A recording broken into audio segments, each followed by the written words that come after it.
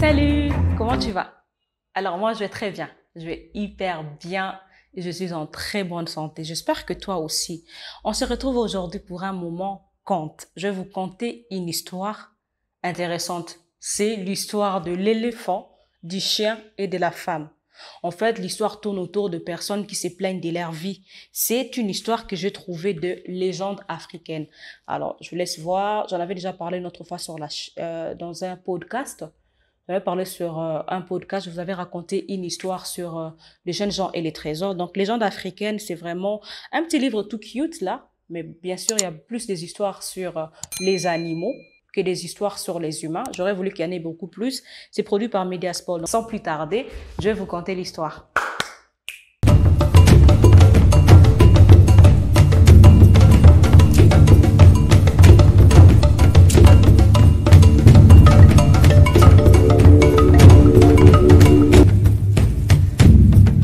Alors, dans Légende africaine, alors l'histoire que je vais vous conter aujourd'hui, c'est vraiment, je vais pas lire, vous inquiétez pas, je vais pas lire.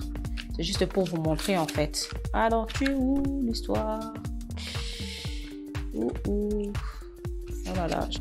Alors, il y a même un petit dessin qui est hyper intéressant. Je vais vous laisser voir. Ça me fait trop rire. Donc, c'est vraiment l'histoire de la femme, l'éléphant et les chiens. Mais avant de continuer, je voulais vous parler de ces livres. Je suis actuellement en train de lire ces livres qui s'appellent Un sorcier en France. C'est écrit par l'écrivain Ya Negos qui me l'avait envoyé. En fait, j'en parle sur la chaîne. Donc, on fera un live. Ce sera le premier live sur la chaîne et j'espère que ça vous plaira vraiment énormément. Alors, sans plus tarder, je compte. Il existait une femme. Elle vivait avec son homme. Cette femme, c'est elle qui vraiment labourait les champs. Et son mari allait souvent à la chasse. C'est elle qui devrait prendre soin de leur bétail, des animaux qu'ils élevaient. Mais son mari ne faisait pas ça en fait. Mais c'est vraiment elle qui nourrissait la maison.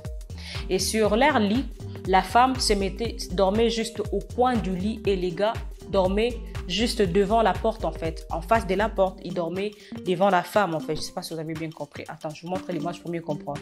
Voilà, comme ça. Et devant eux, il y avait le feu. Ils allumaient le feu pour se réchauffer parce que vous voyez, c'est un village. Ils vivent dans une case. C'est vraiment une histoire très ancienne, une légende africaine très ancienne. Et ainsi de suite, tous les jours, ça se faisait comme ça. Mais un jour, la femme lui dit, mais attends mec, tu dors toujours devant moi. Pourquoi je dors derrière toi? Je suis fatiguée. Et en plus, je suis la seule qui fait beaucoup de travail comparé à toi. Toi, tu vas juste à la chasse. Des fois, tu ne ramènes même pas à manger. Mais moi, lorsque je laboure la terre, eh bien, je ramène beaucoup à manger. S'il te plaît, hein, laisse-moi dormir devant. J'en ai marre, en fait. Alors, le mec lui a dit, OK, tu peux dormir. Donc, ils ont échangé leur place.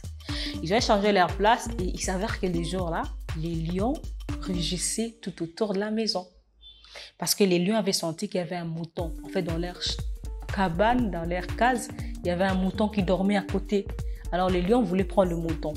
La femme avait très très peur. Elle a commencé un peu à trembler quoi. Et là elle a dit à son homme, allez laisse-moi dormir derrière toi. Les gars lui a dit, non mais assure, tu étais prêt non? Tu étais prêt à dormir devant moi, assure et tout. Donc les gars refusent. La femme elle est là, elle tremble. Tout non s'il te plaît, vraiment je comprends pourquoi tu dors toujours ici devant, tu es là pour me protéger. Alors le gars accepte, donc dort devant. Et là, juste à côté, lui aussi, il entend les lions qui rugissaient. Donc, il y avait juste en bas du lit, il y avait sa lance. Donc, il y avait sa lance, il a pris sa lance, il l'a lancé au lion, et le lion est mort. Et la femme a compris ce jour-là que non, si son homme dormait devant, c'est pas parce qu'il l'a négligé ou parce qu'il a dominé, mais parce que le gars était un chasseur. Et c'était son travail. Il avait l'habitude de chasser les animaux et donc il savait comment s'y prendre avec les animaux, mais aussi en tant qu'un mari aimant, voulait protéger sa femme. Oui, je sens venir les féministes. Vous allez dire non, mais la femme peut se battre aussi. La différence que dans cette légende africaine, c'est que la femme, on a bien décrit le rôle de chaque personne. La femme ne savait pas se battre. Mais s'il y a des femmes capables de se battre, vous faites quoi? De la boxe? Mais ça ne sera pas un problème, en tout cas, ce qui est sûr, vous pourrez vous défendre. Alors, l'histoire du chien. Un jour, le chien et l'éléphant, ils se croisent en route. L'éléphant lui dit, mais qu'est-ce qu'il y a les chiens, tu cours si vite? Le chien lui dit, ah non, j'en ai marre, je suis fatigué de ma vie. Moi, je dois voir Dieu. Je dois parler à Dieu pour qu'il change ma vie. L'éléphant lui dit pareil, moi aussi je suis fatigué de ma vie. Allons voir Dieu pour qu'il change nos vies. Alors Dieu habitait en haut d'une colline. Donc les chiens a aidé l'éléphant à escalader la colline parce que les chiens, l'éléphant, je voulais dire, vous savez, il est énorme, non? Il ne saura pas. Et en plus avec avec ses pieds, ça sera compliqué. Ces grosses pattes là et tout ça, difficile à escalader la colline. Alors, une fois arrivé auprès des dieux, alors les chiens et l'éléphant se sont mis à parler. C'est les chiens qui a commencé. Les chiens lui a dit, regarde, moi je suis vraiment fidèle à l'homme. Je suis fidèle à mon maître. Tous les jours, je l'accompagne à la chasse, chasser des animaux. Et c'est moi qui l'aide d'ailleurs à attraper les plus gros gibiers. Mais lorsqu'il s'agit de manger, on ne me lance que des os et je n'ai même pas le droit de manger à table. Je suis fatiguée, je veux aussi manger à table comme l'homme parce que je suis un chien fidèle et je l'aide à participer aux tâches de la maison et surtout à attraper les gros gibiers. Alors Dieu lui dit, regarde, retourne chez toi, tu verras que les choses ont changé. Les chiens retourna chez lui et là, les choses avaient changé. Il pouvait maintenant manger avec l'homme, ainsi de suite. Mais là, c'était au tour de l'éléphant. L'éléphant s'est plaint. Moi, franchement, j'en ai marre. Je suis un géant de la forêt, mais je n'ai droit qu'à un seul enfant. Je ne peux mettre au monde qu'un seul enfant. Tandis que la souris est capable de mettre plusieurs petits milliers d'enfants, mais moi, juste un seul. Je trouve ça injuste. Et mon enfant prend du temps pour grandir, mais aussi ma grossesse prend énormément de temps. Moi, je veux que les choses changent. Alors Dieu lui dit, c'est pas un problème.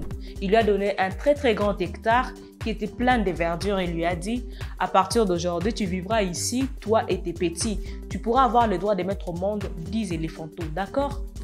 L'éléphant était hyper content. Alors un jour Dieu, je pense que c'était 5 jours après et tout, il est venu voir les chiens. Lorsque Dieu arriva chez les chiens, il vit que les chiens mangeaient avec l'homme dans la même assiette, mais qu'une fois que l'homme jetait l'os, les chiens accouraient et allaient manger l'os. Alors Dieu dit aux chiens, tu vois, tu as un sérieux problème. Tu risques de rendre l'homme malade parce que tu as désiré manger avec lui dans la même assiette, mais regarde après, même lorsqu'on jette les os, tu accours. Tu risques de lui apporter beaucoup de maladies parce que tu ne peux pas te laver les mains. Une fois que tu accours vers les autres, tu vas revenir encore vers manger avec lui sur la même table. Alors les chiens s'est rendu compte qu'il avait tort et que sa place était vraiment de rester au pied de son maître. Et il aimait bien les os et il allait les rendre malades.